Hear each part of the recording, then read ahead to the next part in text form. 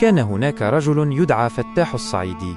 كان فتاح رجلا فقيرا يسكن بيتا متواضعا، وبالكاد يجد قوت يومه، لكنه كان يملك قلبا أغنى من كنوز الدنيا.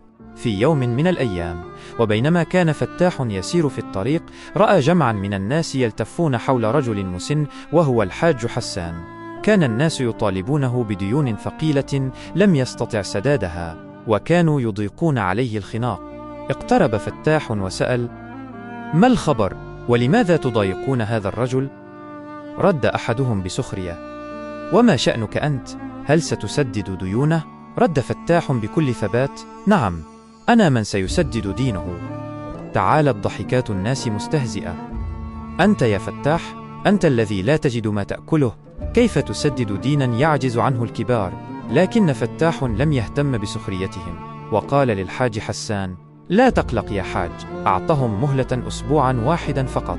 تعجب الحاج حسان وقال له: يا بني، ما ذنبك أنت لتتحمل هذا الحمل؟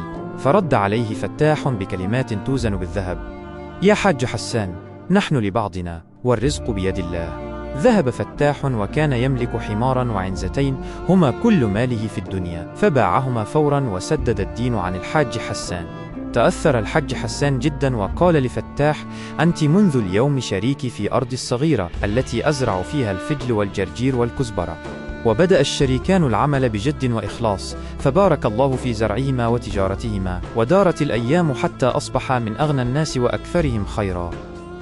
الحكمة من القصة: من ترك شيئا لله عوضه الله خيرا منه، ومن كان مع الله فما خسر أبدا.